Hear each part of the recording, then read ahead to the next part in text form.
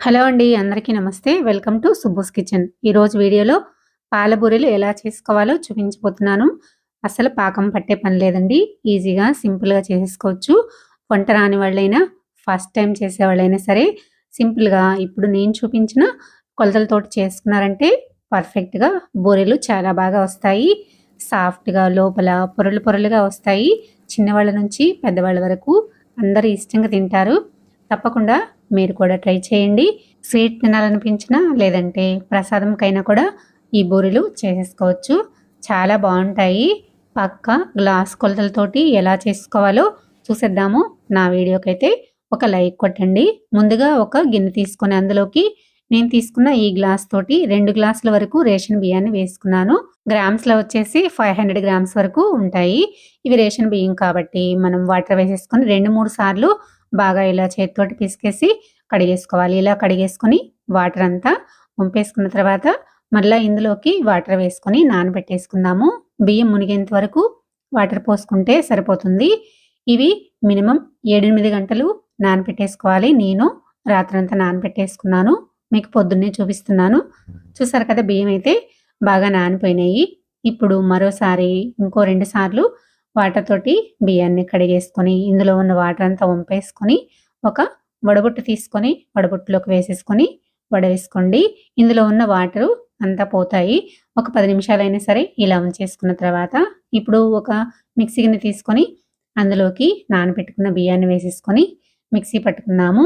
Mixie వేసుకునేటప్పుడు మధ్య మధ్యలో ఆపుకుంటూ కలుపుకుంటూ పిండిని వేసుకున్నామంటే మనకి బాగా మెత్తగా గ్రైండ్ అయిపోతుంది. ఇప్పుడు వెడల్పాటి ప్లేట్ ఒకటి పెట్టేసుకొని అందులో జల్లెడ పెట్టేసుకొని పిండిని జల్లించుకుందాము.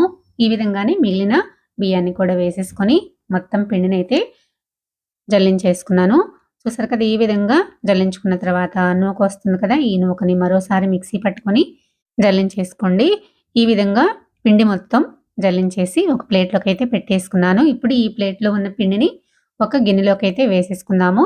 కలుపుకోవడానికి వీలుగా ఉన్న ఒక గిన్నె తీసుకొని ప్లేట్లో ఉన్న పిండి అంతా అందులోకి వేసేసుకొని ఇప్పుడు ఇందులోకి కొలత ప్రకారం బెల్లాన్ని తీసుకుందాము. మనం ఏ గ్లాస్‌తో అయితే బియ్యాన్ని తీసుకున్నామో అదే గ్లాస్ తోటి ఒక గ్లాసు బెల్లం వేసుకుంటే కరెక్ట్‌గా సరిపోతుంది. నేను తీసుకున్న ఈ బెల్లము గ్రామ్స్‌లో వచ్చేసి 250 గ్రామ్స్ వరకు ఉంటుందండి. 2 గ్లాసుల బియ్యానికి ఒక గ్లాసు బెల్లము కరెక్ట్‌గా సరిపోతుంది. ఒక మిక్సీ గిన్నె తీసుకొని అందులోకి 2, 3 స్పూన్ల వరకు పొడి పిండిని వేసేసుకొని బెల్లాన్ని వేసుకొని ఇలా మిక్సీ పట్టుకోండి. చూసారా ఈ విధంగా మెత్తగా ఉండలు లేకుండా మిక్సీ పట్టుకోవాలి. ఇలా మిక్సీ పట్టుకున్న బెల్లాన్ని పిండిలోకి వేసేసుకోండి.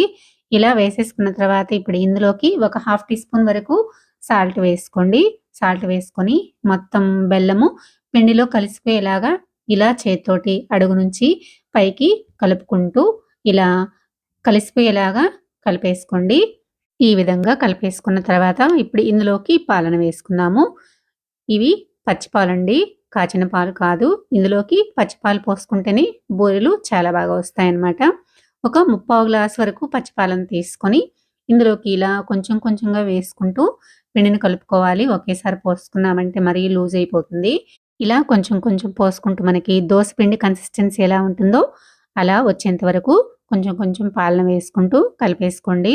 ఇందులోకి తడిపిండి కాబట్టి పాలు కూడా ఎక్కువ పట్టవండి. నాకైతే హాఫ్ గ్లాస్ వరకు పాలు సరిపోయినాయి. పిండిని ఈ కన్సిస్టెన్సీలో కలిపేసుకున్నామంటే మనకి బూరెలు చాలా బాగా పొంగుతూ లోపల పొరలు పొరలుగా వస్తాయన్నమాట.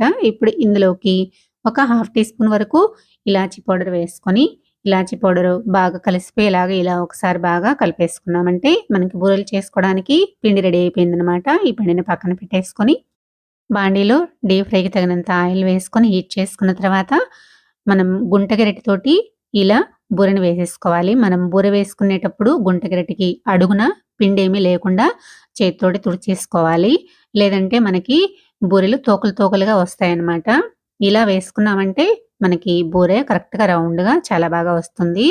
బూరె వేసుకోగానే గరిటె పెట్టి కదిలించకుండానే దానంతట అదే ఇలా పొంగుతూ పైకొచ్చేస్తుంది.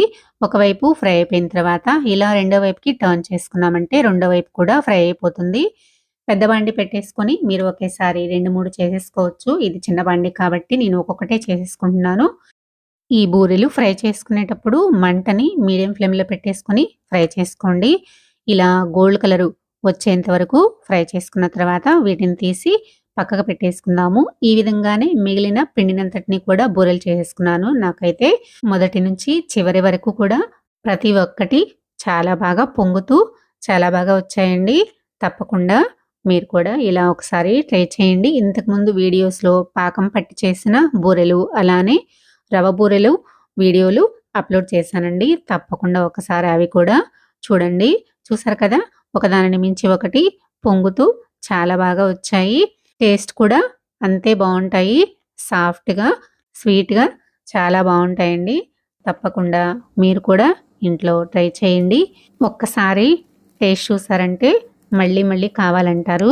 అంత బావుంటాయండి. తప్పకుండా పండగలప్పుడే కాదు, మీకు ఎప్పుడు స్వీట్ తినాలనిపించినా అప్పుడు సింపుల్‌గా ఇలా చేసేసుకోండి.